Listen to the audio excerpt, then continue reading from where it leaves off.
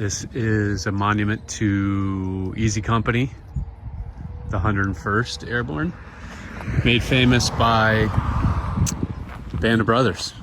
That was Easy Company. And I'm in the absolute middle of nowhere. This is just on the side of the road.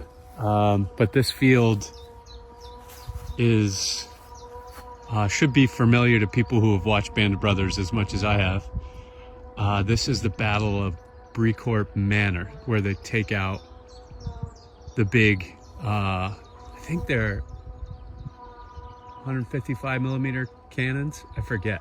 But that's when Donnie Wahlberg was up in those trees there, firing down. All the gun encampments were here, machine guns, but then all of the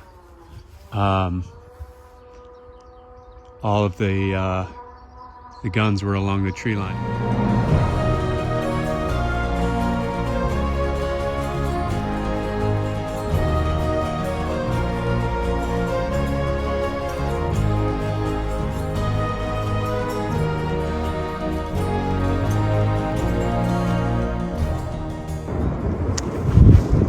I am currently sitting on Omaha Beach. It's 6:30 exactly.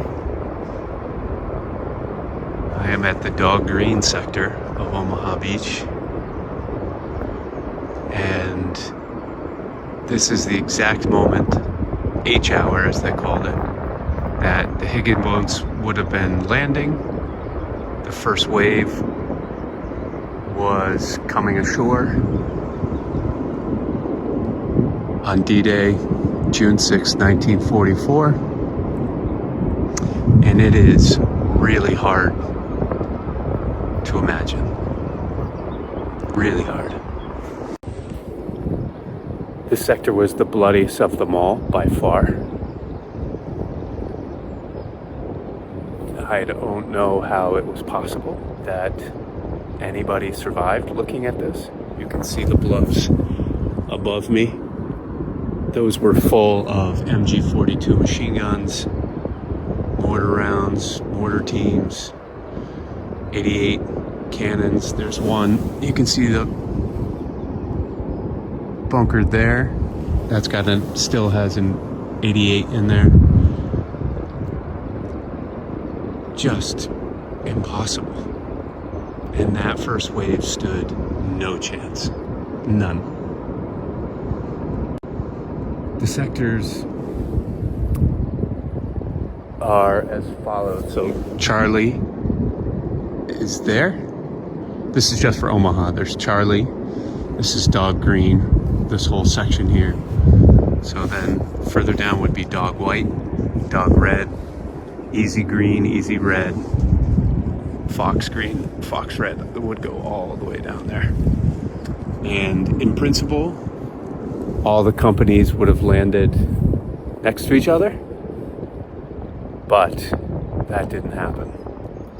Waves, tides, all of that played a part in everybody being scattered. So Charlie and A Company, which came in here on Dog Green, landed about where they were supposed to. But G and F, which would have been the next two down, did not. They were about 1,000. They're about a kilometer down the beach, about roughly a mile between the two. And in A Company, there are about 200 guys. They were in the 116th Regiment of the 29th Division, and 200 in A Company came ashore, and within moments of dropping the doors on their Higgins boat, they were mostly dead. The problem with that big gap was that the Germans here, which were heavily fortified, the most fortified, well, maybe Fox Green, but the most fortified area, concentration of fire was here. And so the Germans didn't have to worry about anybody else except Company A. or A Company, and they were decimated. By the end of the day, 95% of the first wave were casualties. 95%. And in fact, there were 9,000 casualties, I believe, on D-Day, on Omaha Beach. And I believe that's right. And then 2,000 of those were on the Dog Green sector. To put that in perspective, 175 roughly casualties were on Utah Beach, which is around Pointe du Hoc. It's further down. I'll explain Pointe du Hoc later, but that Charlie was made up of the 2nd and 5th Ranger Battalion of the 116th. And so it went Utah Beach, Omaha Beach, then it went Gold Beach, Juno Beach, Sword Beach, all the way down. Juno and Sword, I believe, were the British and the Canadians. And even, so Dog Green, Dog White sector. Dog White sector, the Navy set fire through,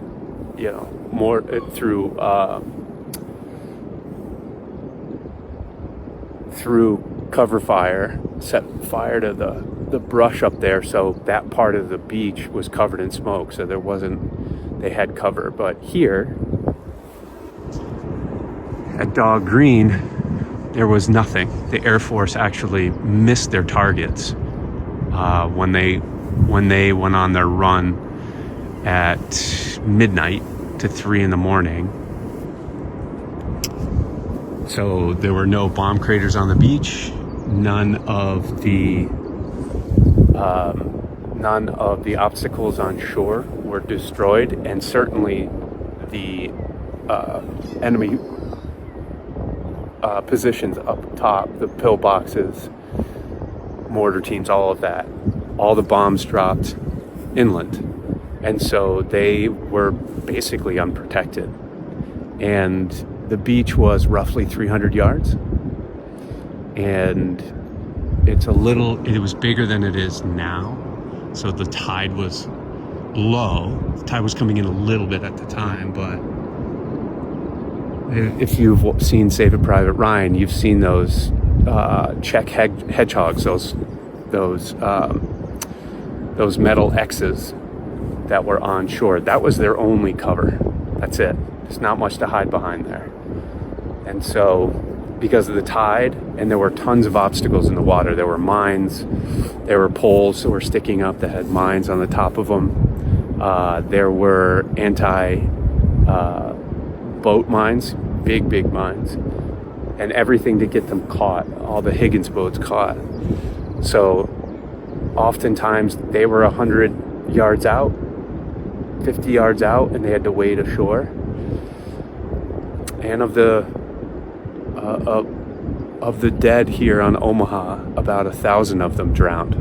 80 pounds per man, guns overhead. They just sunk to the bottom. I just can't, the scope of everything here is just mind-blowing. I've studied D-Day for years and years and years, and I knew the numbers and all of that, but I just can't get over what it actually looks like.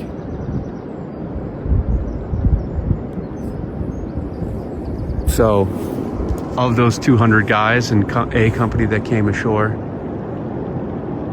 36 of them were the Bedford boys from Bedford, Virginia. Now, at the time,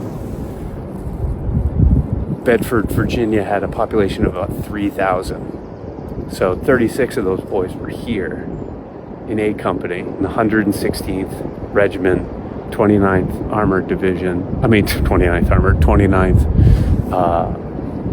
29th Infantry Division. And within 10 minutes of them landing, 19 of them were dead. And 4 would die later on. Out of 36. Of the entire 200, by the end of the day, only 8 were battle ready. Just decimated, 95%. Crazy. Just absolutely crazy. My aunt came ashore on D-Day +2, so June 8th. And great aunt, Mary McGuckin Ferry, Irish. And she was a nurse in the Army Corps. And so she set up a field hospital somewhere on this beach, on Omaha. What she saw, I can only imagine.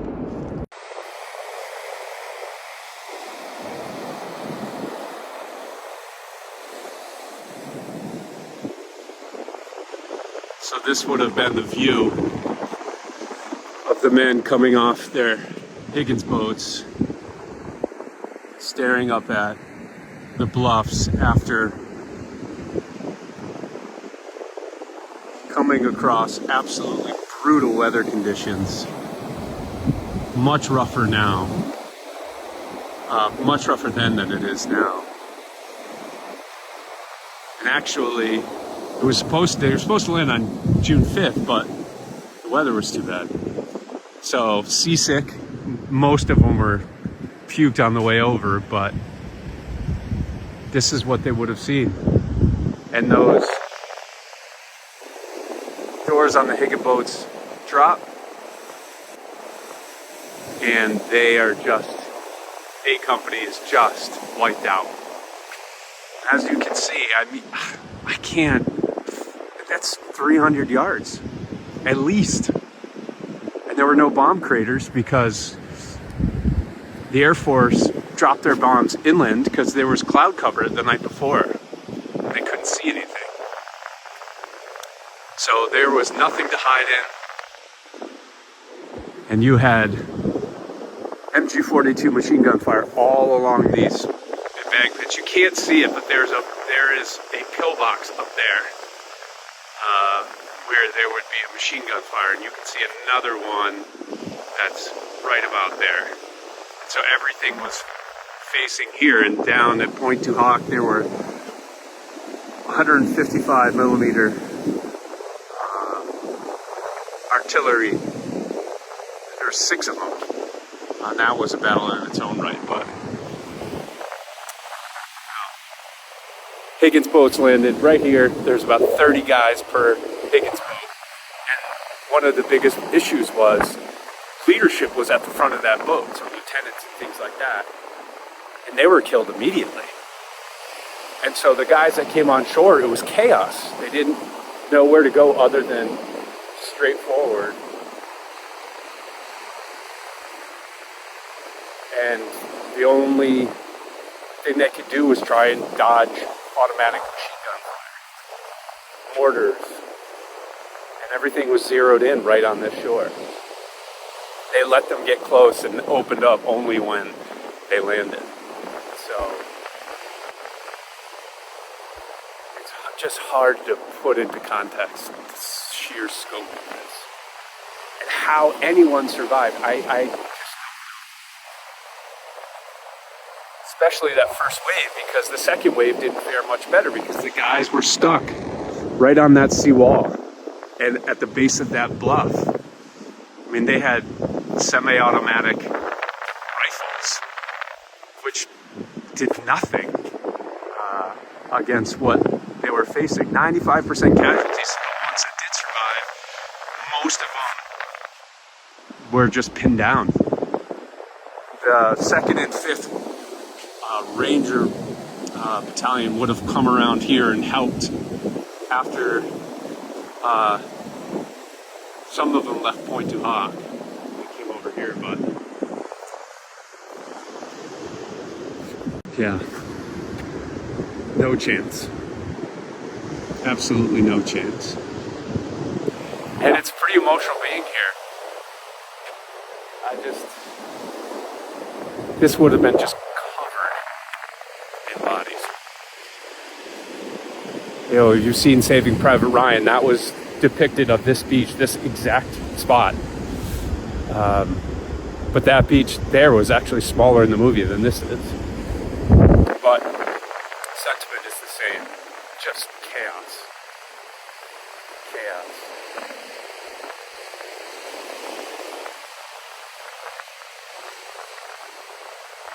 Remarkable.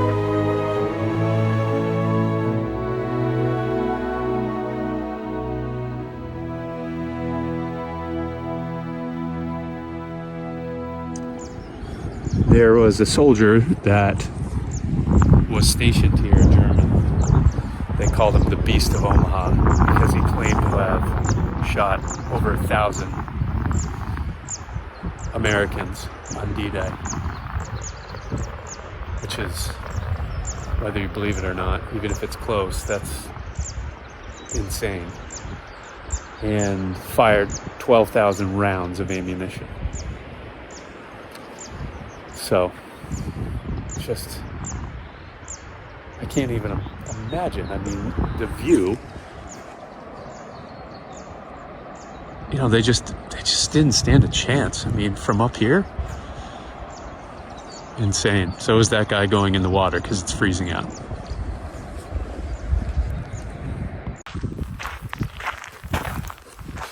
So I'm currently at Point du Hoc, which was assaulted by the 2nd and 5th Ranger Battalion of the 116th. And their job was to destroy or disable the 155 millimeter guns that were pointed at Omaha and Utah Beach. But the problem was they had to scale sheer cliffs like that. So what they did was they brought rope ladders that they used rockets to fire up on top, and then literally salt from the walls as they were climbing up. And you can see these holes. They're everywhere, as far as the eye can see. And they are bomb craters that they used as cover when they finally got up here. But like everything else on D-Day, they were delayed because of weather and waves and tides and things like that. And so they were stuck here for 2 days fighting with depleted ammunition, and were finally relieved on June 8th. But they lost so many guys. Captain Rudder was the leader. He was a badass. You can see everything was fortified. So these were all machine gun nests.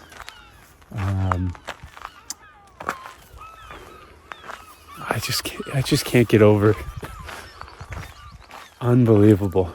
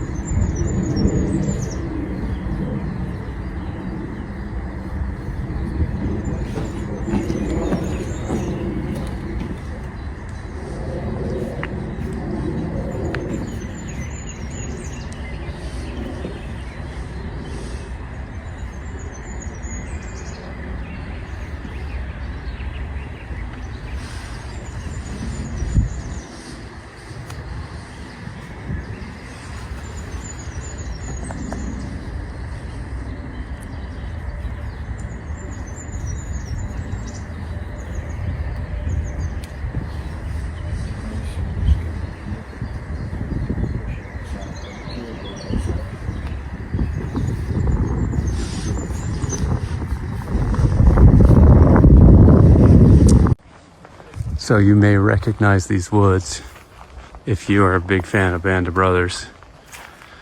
This is the Bojack Forest. And this is where, in December 1944, these trees would have been exploding. This is where the Battle of the Bulge took place. And if you remember,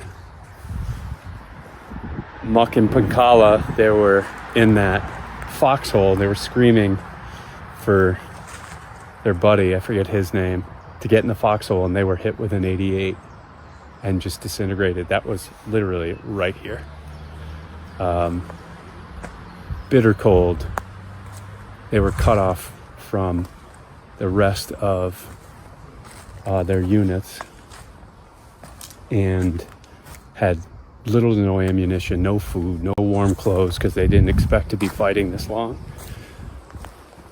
And the cold was almost as worse as the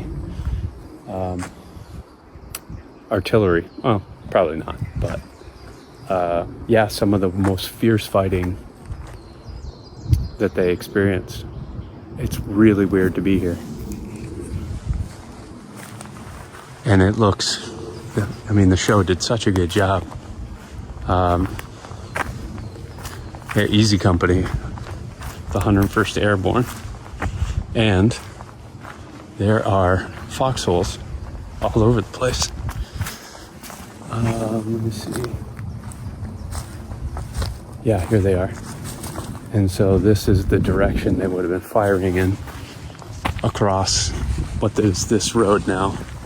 But here are the foxholes that are still here. All right, so here, again, Band of Brothers. If you remember where Lieutenant Winter, or it was Major Winters at that time, they had to assault Foy, the town of Foy, and they sent, I think, Lieutenant Dyke out, and he was incompetent and got a bunch of guys killed in that field. And instead he tried to go out but said no, and so they sent Lieutenant Spears to go out. That's where this decision was made. That's Foy right there. And so they charged that way and took the town. So literally standing in the exact spot. So pretty remarkable. And this foxhole is gigantic. So I don't know what it was like to have trees exploding, but I can't imagine. And it's about 45 degrees out right now. And it was 60 degrees colder then. So kind of crazy, but it's one of the most peaceful forests I've ever been in. So just quite the dichotomy. But very cool. So during the assault on Foy, that was after Bastogne, the episode, these guys were pinned down back that way. And Shifty, if you remember, Shifty Powers was kind of the sniper in the group. And he was in charge of taking that sniper out, who was killing a bunch of guys. And this is the building where the sniper was. You can see all the bullet holes here, oh, and that's where the sniper was. You can see all the bullet holes still around the window. It's awesome. All of them, look at all of them. And this town has got probably like 10 buildings max. So it's pretty remarkable.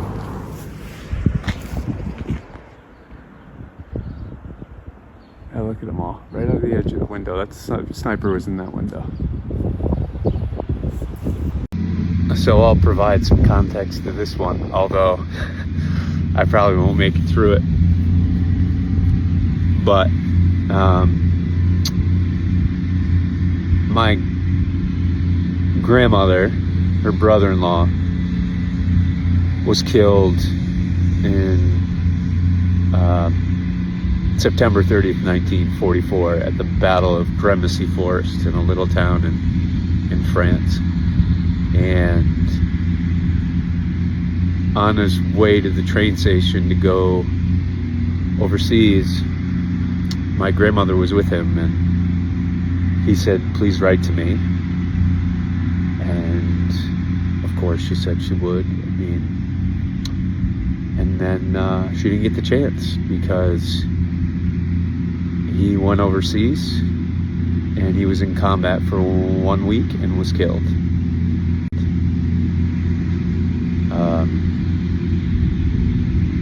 And that story has always just absolutely crushed me. And so I had, right before my grandmother passed away, she gave me this little pewter frog, and I've kept it for ever since then, and it's been in my house. But I had always in my head known when I come to visit him, William Hulse, that I wanted to bring something of hers so that she'll be finally, here or in touch with him or whatever. I don't know. But here he is. Finally made it. And there's the little pewter frog. So I only thought it was right to do that. Yeah, 24 years old, and just left such a huge void in his family. But yeah, here he is.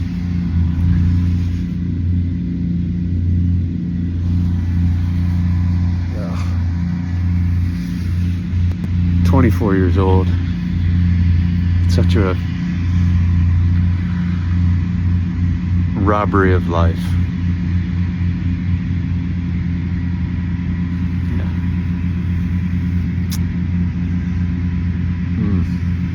Honored to be here.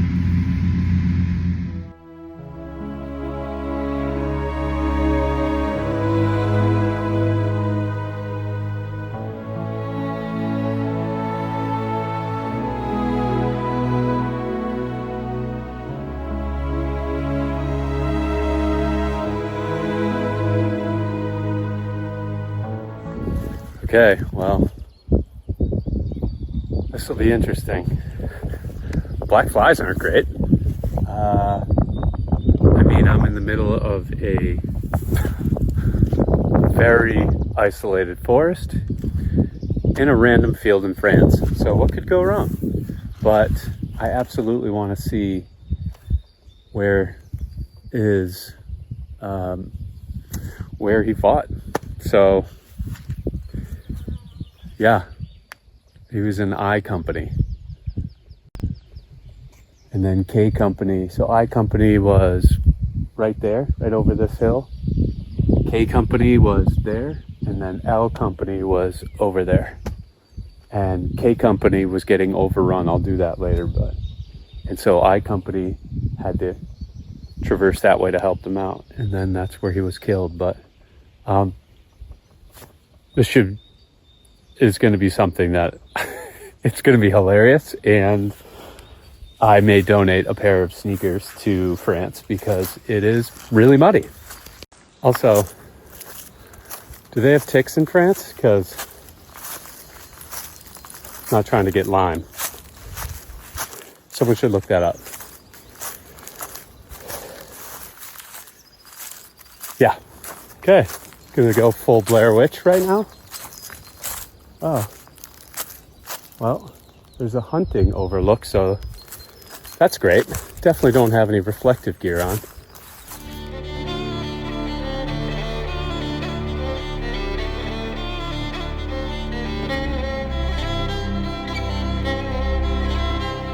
This is where he would have been. And it's kind of crazy to be here. really surreal. So this is exactly what he was looking at. And there was a German Panzer division, a tank division, that is, I can't pronounce the French name. I'll write it, but that's the town. And that's a big B. All right, a lot of wilderness right now. And K Company was down the line here, and it was getting overrun. L Company was behind that. So I'm out. And it makes total sense why they wanted to occupy this forest. It's wide open, and it is high ground overlooking the town I can't pronounce.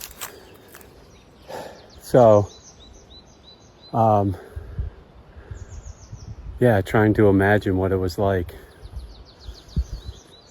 80 years ago. Crazy. I'm also really out of shape.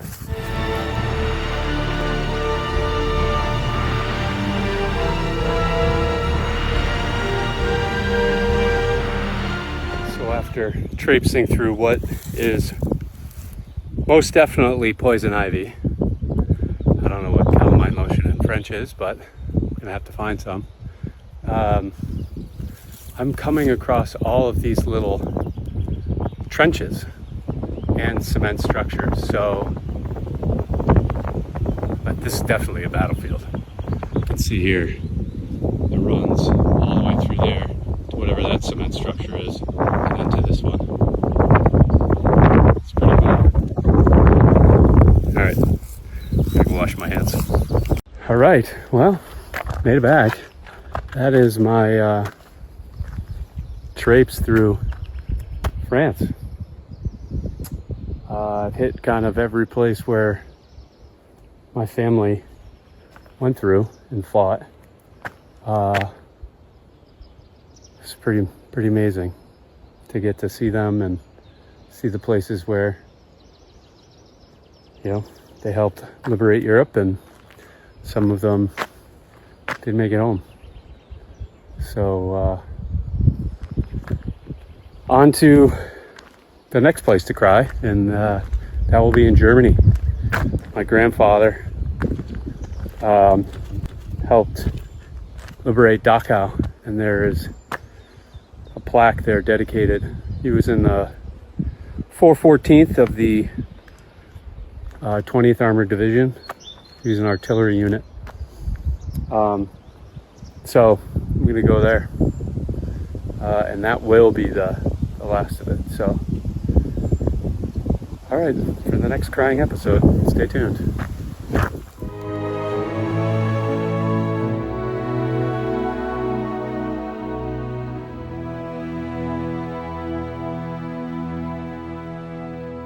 Okay, at Dachau.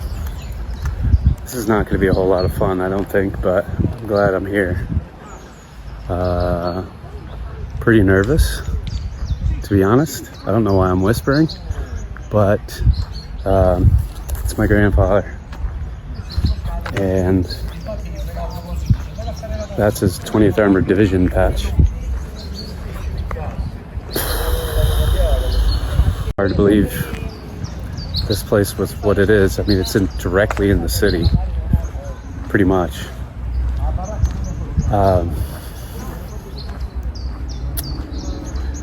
All right, see how this goes, but I'm so glad he was part of this, and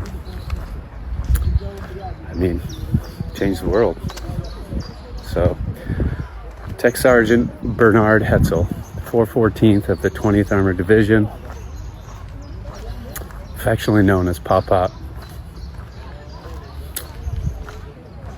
Makes me emotional. So, here we go.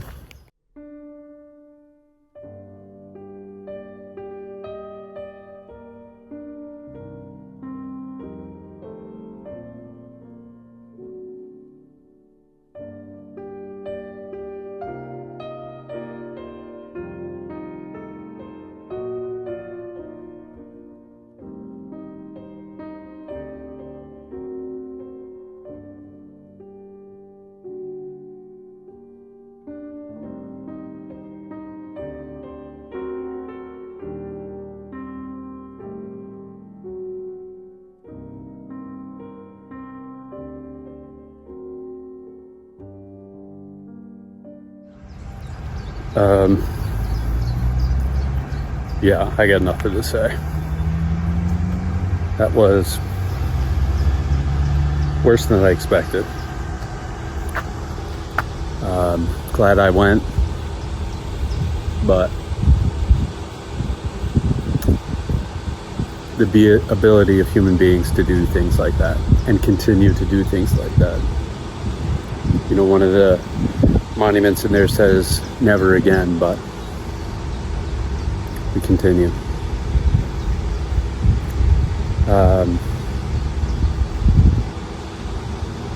Yeah. The things my grandfather saw, I don't know, it doesn't surprise me that he never talked about it again.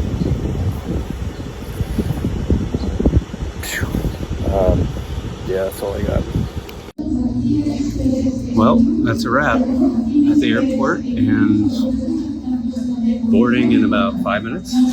So, trip of a lifetime, changed my life.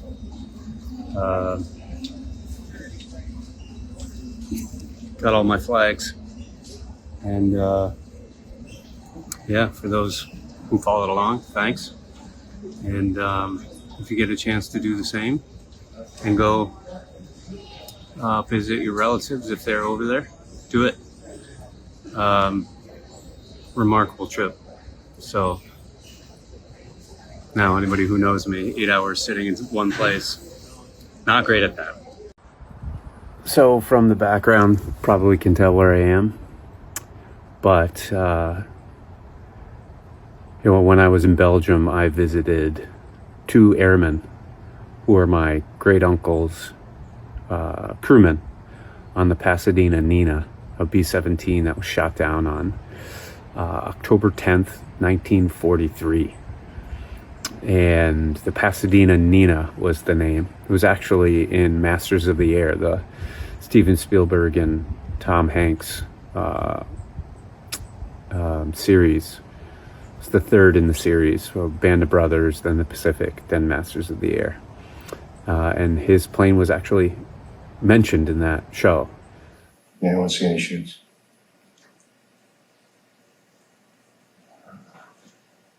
Tail 23229, Pasadena Nina. Ronald? Anyone? Oh, he was in the 349th of the Bloody 100th, the 100th Bomber Group. Real famous. And his was the Munster raid. Of the, I think there was 13 P-17s that went in the 349th. 1 came back. And he almost made it back, but they dropped their bombs, and then on the way back were hit by flak, and all 4 engines went out, and my great uncle jumped out of the bomb bay doors and made it safely down, but then was captured because he was in a farm. He went for help, and the farmer turned him in. Shot down over the Netherlands, occupied Netherlands. And then he went to Stalag 17B, notorious prisoner of war camp in Austria. And he was there for 2.5 years. And the local Nazi party in Staten Island would call his parents and harass them. And this is on American soil. Nazi parties would harass them and say he was being tortured, he was going to die. And my grandmother told me when he came home that his eyes were gray, color of his eyes were gray for at least 6 months from malnutrition, stress. But yeah, I can't imagine what it was like. So I wanted to come visit him. He, I grew up in Mass, and he lived here, and now I finally found him. So that's him, John F. McDonough, Tech Sergeant. He was the top turret gunner.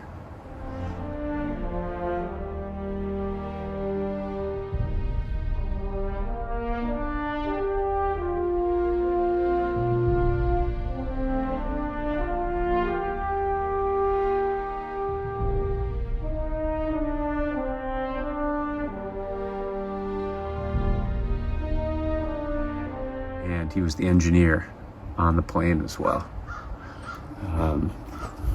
And the pilot is actually really famous because when the plane was hit and everyone was told to bail out, the pilot stayed with the co-pilot. Everybody else was out. The tail gunner was killed in the plane by flak. Gaetano Sportelli, he was one of the graves I went and visited. But John Justice, the head pilot, and then John Shields, the co-pilot, stayed, and they were hoping to get the plane down into Allied territory. Dropped their bombs on the way home, and but it was going down pretty quickly, and so they got it close enough, and the co-pilot went up to the top turret where my great uncle would have been, just to make sure, because there were German fighters in the area, and he went up to the top turret, and what they think is a German fighter saw the top turret rotate, and so they knew there were people in there. There were people in the plane. They, they assumed it was going down. There was nobody in it, and so the fighter strafed the plane.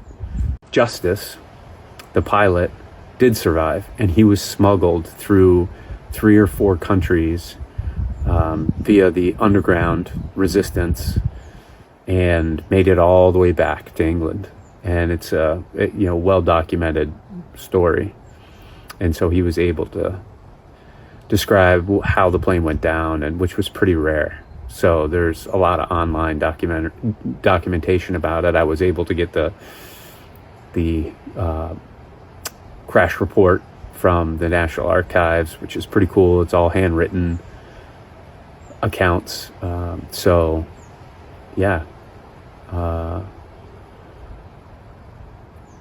They call that the week that he was shot down, they call it Black Week. They lost an obscene amount of planes that week. And if you watch the series, Masters of the Air, Austin Butler, the famous actor, that was my great uncle's wingman in the same squadron. So Austin Butler's plane was shot down on the 8th, and my great uncle's plane was shot down on the 10th. So it's hard to believe all that experience and trauma and all these guys went through is now confined to a tiny little box. But amazing, all of these. This is a huge national cemetery in Massachusetts, not unlike the ones that I was just at. But I mean, this is much bigger. It took me forever to find this section, but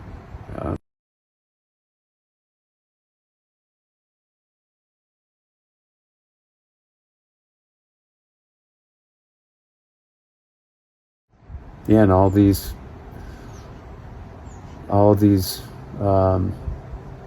people have stories, and they're all veterans. So a mixture of World War II and Vietnam and Korea.